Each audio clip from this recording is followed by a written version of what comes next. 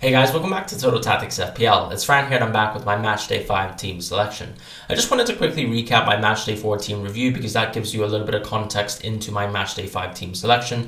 The video will also encapsulate my thoughts on wider strategy and some of the interesting odds that we have to look at, specifically when looking at things outside of my own team and wider strategies such as clean sheet odds, qualification chances, and then also goal scoring odds and what that might mean for your team selections. As far as my actual team for Matchday 4, it's helpful to actually look back at it because it does give a bit of context as to what my team will look like for Matchday 5, but also what my plans are going forwards. As far as Matchday 4, of course, the big omission was going to be Dumfries and potentially also a second English midfielder because both Bellingham and Saka also did incredibly well, even though I only had Foden in my team. Another thing I would easily say is I clearly missed out on someone like a Lucas Paqueta, who I actually showed and debuted a Twitter draft version with Paqueta in place of McAllister because I was a little bit more confident in Brazil, but not necessarily as confident as I really should have been, I suppose, with all the hindsight bias now that we've seen Brazil play versus Korea and they absolutely dismantled them and look very, very good, just like Portugal do going forwards. One thing that I can say now with Matchday 4 moving to Matchday 5, we have the ability to own 5 players from any team. If that's going to happen for my team, that's going to be 5 Brazilians. And I clearly have 4 Argentine players here, but I probably would like to move away from some of these players because it doesn't really seem like, first of all, that Argentina have the best of odds versus Netherlands, enough to at least own 4 Argentina players, specifically 2 defenders, but also the inevitable matchup with Brazil if Brazil is able to go through versus Croatia, which seems very, very highly likely. As far as the actual picks in Matchday 4, very happy that I own players like Perisic, that I swapped the captaincy to Mbappe. That was a key decision there. Otherwise, there was a lot of blanks, of course. We made moves into Marquinhos early on. That didn't really pan out. I moved away from Otamendi into Molina, and that was actually a net worse. Martinez and Costa, I feel like I've still got the correct keepers here, even though Noppert actually did quite well. It's a 4.5. We know Dumfries, of course, was the big player that I missed out on. But I think looking back at the tournament, looking at his expected goal involvements, I could not really have expected Dumfries to have a two assist, 1 goal game, which he did have versus the US, where he was left relatively unmarked in the first half and then also in the second half when he actually got that goal, once again completely within an island of his own, within the box. The difference, of course, in the first half was that he was making a lot of his crossing chances and opportunities on the very right-hand side of the pitch. And clearly, when it came to the second half, when the US were actually looking for their own goal and to try and equalize the game, then Dumfries had a great position as an attacker. And of course, one thing that Dumfries does have compared to most fullbacks in the world in terms of the positions that he does operate in is he almost does play as a kind of third striker in that system. So that is going to be one huge regret for mine, but I don't think I can say with hindsight that I should have really expected him to have such a domineering performance in the US. I'm happy that I made one move to Danilo, so that was Sosa out and then McAllister into Rodrigo de Paul. So you can see McAllister is my team here, but he's no longer in my team for Matchday 5. I also attempted to roll a transfer, which I mentioned on Twitter, but that doesn't seem to have been successful. It seems like this game is actually as poor as it really is. And despite the rules saying that you can actually roll one transfer, that's not been possible. I actually only have 5 transfers for Matchday 5, the same as everyone else around the world. And unfortunately, I was only able to take someone like Dani Olmo out into Paqueta for the next match day. So those are my kind of impacts for now. I don't really expect to have too many transfers for Matchday 5, but I have 2 to 3 transfers that I'd like to talk about in a bit. But this was my Matchday 4 team review. Not exactly the highest ceiling, but I'm still at a 4K rank in the world. And keep in mind, of course, I actually lost a lot of points because I forced some transfers in Matchday 3 because I actually fell asleep on my Matchday 2 wildcard and forgot to move some players off. Or not necessarily forgot, but just didn't have the chance to because I fell asleep before the Uruguay and Portugal game had finished. So this is the context of my Matchday 4 team. Let's actually head on to discussing some of the interesting odds. The first thing I'd actually like to talk about in terms of progression is exactly what we talked about in Matchday 4 when we were talking about the overdogs and the underdogs. Here we have a situation where both Brazil and Portugal are extremely favored overdogs. And it makes a lot of sense for us to change the composition of our teams going forwards to adopt as many Brazilian players and even Portuguese players.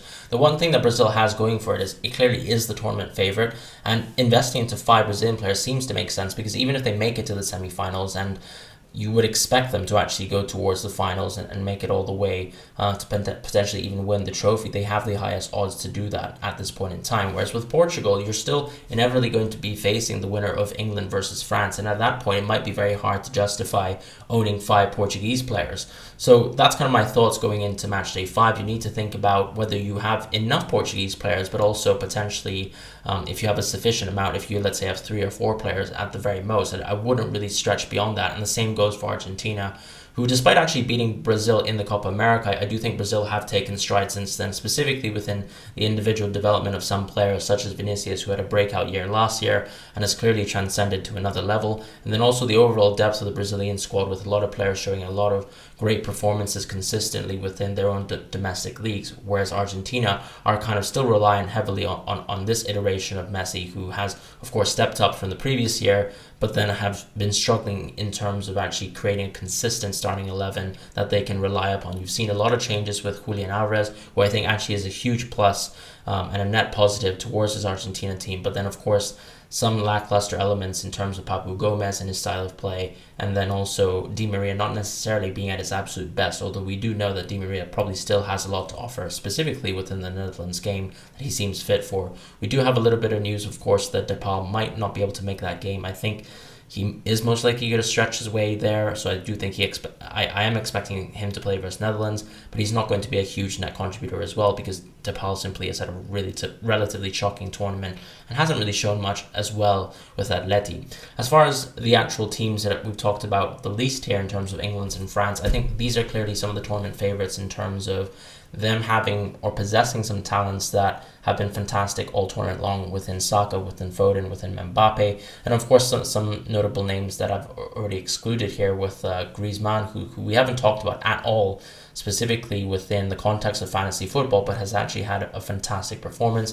Players like Giroud, so on and so forth. In my opinion, when we talk about progression odds, I would really only bank in 5 Brazil. I'd probably try to cut down on some of our Argentine assets, specifically if you're in my situation where you're 4 of them. And if you're looking at Portugal, probably would be okay with 3 to 4 of their players. And then with France and England, it's a little bit tougher there, because I wouldn't go above 2 for either team, just because I really think that the progression odds are exactly as they're stated, 51 to 49. I mean, you could even teeter towards the English side, and I think that result could be very likely too. But it's going to be a very competitive affair, and I don't think I can really say that one team's going to best the other. Specifically, when you look at match scenarios as well, I think it just makes the most sense to pick attackers, because it seems like one of those games where both teams will score. And we can actually see that that's justified within the clean sheet odds as well. So when we move towards the clean sheet odds, you can see that Brazil and Portugal, very similarly to their overdog status, have the best odds possible. So it does make sense if you're actually investing into a kind of fully Brazilian team, and also a team that has an expansive amount of Portuguese players, because Goncalo Ramos is actually contesting such a tough position within the forwards.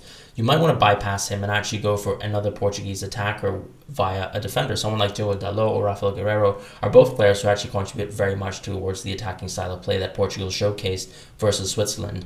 And when you look at someone like Dalot, who actually got to replace Cancelo, of course he's at 5.5, but I think his underlying statistics have been fantastic, and also actually better than Rafael Guerreiro. So that could be quite interesting when you look at it from that lens. Rafael Guerreiro, of course, still actually got a 1-goal, 1-assist game in the previous match for Switzerland, and that was more towards the dying end of the game. So I think when you're looking at, let's say, much tougher game states, a team like Morocco, who are much harder to break apart, I would actually say Diogo Dalot seems like a more interesting option, because he seems like someone who can actually break that sort of tension early in the game when the game is drawn. And I think Morocco will be a team that Portugal will find it quite hard to actually score goals upon, certainly not 6 in my opinion, based on the performances of some of the Moroccan defenders and also the midfielders that have been highly touted, such as Amrabat and Unaki. So as far as the Brazilian players, I think there is a chance here to invest into one more Brazilian attacker, but the defense makes a lot of sense, and I think Danilo is a great secondary option if you're looking at, let's say, comparing Marquinhos, who did well, or even Alisson, who a lot of people have invested into, and actually just doubling up on this Brazilian defense. As far as the actual odds within Argentina and Netherlands, of course, you've got Dumfries. Dumfries is a little bit of an interesting one here, where I think if you have Dumfries presently in your team, you're probably going to keep him. But if you don't have Dumfries, I don't think he's a glaring omission in your team. I wouldn't really think about actually adding Dumfries to my team. I think they're just much better chances to do well from a points point of view with a Brazilian defender, and potentially even also a Portuguese fullback, who also equally has great clean sheet odds compared to a Netherlands.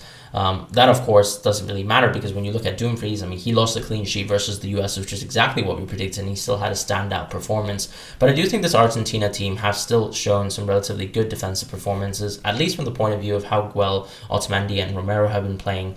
So from that point of view, I do think that Dumfries is probably not going to have that sort of explosive game that he had last time out versus the US. And I'm hoping that Argentina, of course, are extremely well aware of the talents that he has in terms of bringing it forth this Netherlands attack when they actually look to hit the teams that they're playing on the counter. So I don't think Dumfries has the highest ceiling here. You might want to drop one of the other Argentine defenders as a result, though, because I do think that this Netherlands team are able to be quite clinical at times, specifically within Gakpo this tournament, and then also historically with Depay.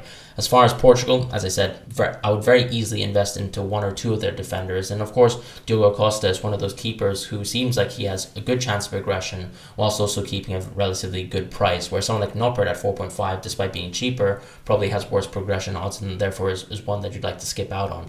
As far as France versus England, you can see the clean sheet odds tremendously low. France having clean sheet odds almost as low as Netherlands is interesting because I think when you look at players like Theo Hernandez who are super attacking, you compare to someone like Dumfries, probably makes more sense to actually spend that money on Theo Hernandez if the clean sheet odds are relatively similar, and you would actually argue that their expected goal involvement is going to be equal, I would say, because of course Theo Hernandez is a top class fullback in the world and he is utilized in an attacking manner, potentially not as much as Dumfries, but for that kind of 1 million saving, probably worth it. As far as the actual last thing that we'd like to look at here, we'd like to look at goal scoring odds. And I think goal scoring odds is an interesting statistic here because it just simply favors these players who have some of the easier matches. So you can see someone like Mbappe, who previously would have ranked top 1, top 2 within the entire set of match days 1 to 4, is actually now fourth here with a 31% goal scoring odd chance. And I think, of course, this also shows that Neymar rising towards the top suggests we should probably move away from one of Messi or Mbappe, who have been template in our teams for a long time now, but could easily be slotted out for a Neymar in this group stage. And I will be actually doing that transfer myself when I actually unveil my team. As far as Richarlison, extremely high, so it probably makes sense to keep him into our teams. I imagine all of us have him. If you don't have him already, I think he's still absolutely someone that you'd like to slot into your team. Fantastic goal again with Richarlison in the previous match. As far as Kane, he's also going to be an interesting punt where whether you'd actually like to move away from both Messi and Mbappe is probably another question, but Kane certainly is posing as a quite interesting asset here because he's been overall quite a creative player and a quite contributive player in this group stage. And of course, we've seen the expected assists come through within Kane getting a lot of assists. He hasn't necessarily scored as much, but he of course opened his account very recently. And I do think, of course, now that the goal scoring odds are so close to Messi and Mbappe, you can certainly pick Kane if you're an England fan. If you're not, I probably would stray away from Kane and I'd probably think about maybe even spreading that money around. The interesting thing, of course, is that we don't have many options in terms of where to actually spend our budget. So if you, let's say, wanted to bolster your defense and if you're very scared of players like Dumfries and you want to get him into your team, then you can certainly use an enabler such as Goncalo Ramos here because, of course, it seems like he has still relatively good odds versus Morocco. But whether you'd like to do that is probably something I wouldn't advise, especially when the Brazilian players have such great goal scoring odds and they actually do seem like a very high kind of explosive team versus a Croatia team that I would say also specifically have struggled to face some of the tougher kind of elite attacking teams. Croatia for me is a team that usually frequently are able to shut out teams that are outside of that top 5, top 10 echelon in the world. Whereas when you actually see them face some of the tougher attacks, they do get crumpled and rolled over, which is exactly what we saw in the previous World Cup. But also recently, even in a game versus Belgium, where I don't think Belgium are arguably one of the top attacks in the world, specifically in the kind of state that they're in, with so many veteran players not really being in the best of their forms, and of course Lukaku coming fresh from injury. Lukaku still amassed fantastic amount of XG within one half, and then also Belgium actually I think also boasted something close to a 4 XG versus Croatia. So that already shows that there are some frailties there despite Guardiola actually being such a demon of its centre back. So these are the options you have. You also have some outside differentials here within Vinicius and Leao, both options who, of course, Vinicius is a starter, Leao is a bit more of a substitute player for Portugal, but have been extremely explosive in this tournament. And then players like Giroud, Alvarez, Depay, Lautaro Martinez, probably options that I'd like to skip because I think Giroud has a very tough match. Alvarez, of course, equally has a tough match, and I'm already suggesting that you can move away from Messi yes, maybe you'd like to use Alvarez as an enabler, but when Goncalo Ramos is sitting there and probably has better chances of progression, I don't really see the point of going into Alvarez for now and Lautaro. I think the less we speak about him, the better, just based on his actual performance so far. He might not surprise us, but I don't think it makes sense to kind of go away from what our eyes have seen so far. And that's kind of my thoughts on the overall strategy here, looking at the odds and actually contextualizing that in terms of fantasy advice. Moving into my team selection for Matchday 5, I'd like to actually showcase my defense. It actually has one transfer made, and the one transfer made was into Diogo Dalot. I do have the option, of course, going into Rafael Guerreiro. I think I might move into Rafael Guerreiro if I actually find out that Rodrigo de Paul is injured, because I do need a little bit more budget to actually get into a 6 million defender. There isn't any 5.5 million defenders that interest me, unfortunately. So Diogo Dalot is a little bit of a flexible kind of question mark here for now, based on as much news that we can get on Rodrigo de Paul's injury status.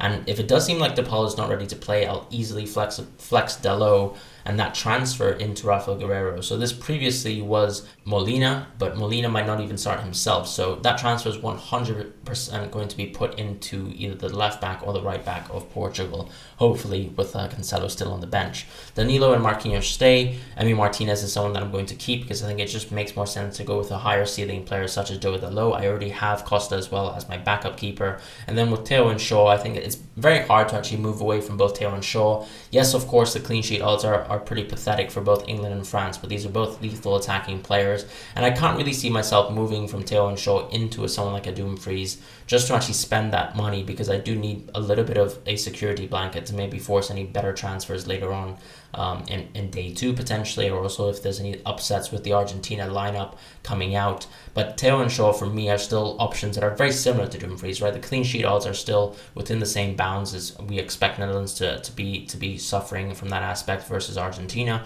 and therefore Theo and Shaw at 5 million I think makes sense to actually keep in our teams. And of course we can just move away from either of these options once England or France get knocked out within the quarterfinals. As far as the midfield, I'd actually like to invest into someone like a Paqueta, and I mentioned that I already made that move in Matchday 4 when I moved out Dani Olmo with my third transfer that week. Nothing's actually going to change with my midfielders, with exception to bringing Saka into the team. Saka's on the bench for now, but he is a transfer out from Perisic. Perisic is someone that I don't really want to keep around because I don't really see any kind of ceiling there for Perisic. Of course, some people will be thinking about Ziyech as an interesting option, thinking that Morocco continue this kind of golden run that they're on. And of course, congratulations to Morocco as a very dismayed Spain fan here.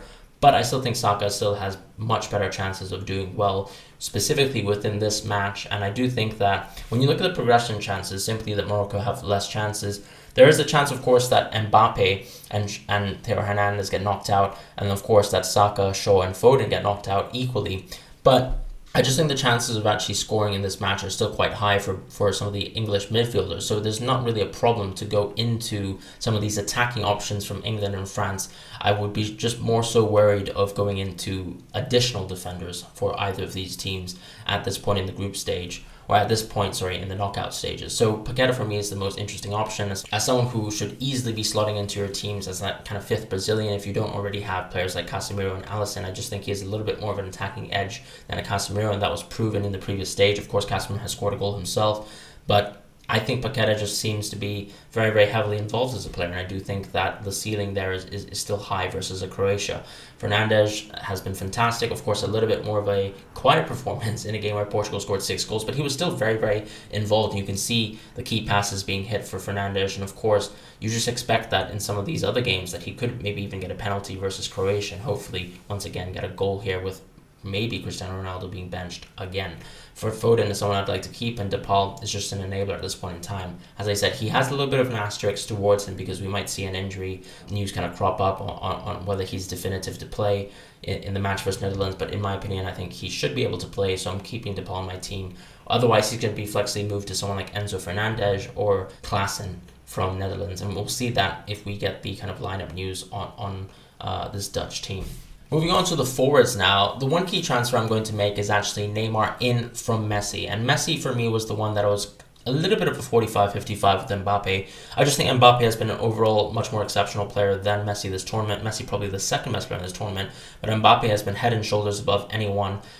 in the group stages and also specifically in match day 4. I just think Mbappe, this is his tournament once again to show that he is the best player in the world, and we've been talking about that within these fantasy videos, and his performances have simply lived up to that. He's been a fantastic captaincy swap every time from Messi, and the great thing about this here is because Mbappe is such a tough game and Messi also has a much tougher game than the previous match, I'm going to use the power captain here because it's really hard to actually pick a second captaincy option. I think Neymar is a very, very easy standout captaincy option for us to all go with as our first captaincy option if we are bringing Neymar into our teams, or at least even trying to tempt ourselves with someone like Richarlison. But after that, if let's say one of your key Brazilian options actually blanks and he fails, which actually happened, right? Neymar blanked in match day 1 even though Brazil had a relatively good performance. You're now going to be probably hard pressed to actually pick the right captaincy option as your second pick. So I just think this is a great stage to actually use the power captain. I think later on in the tournament we'll probably figure out who are the favorites. I think it's clearly the winner of France versus England or Brazil, and that those two teams will probably have an easier go of it when it comes to predicting who the better captaincy options are in the semi-finals and inevitably the finals in that kind of third place match.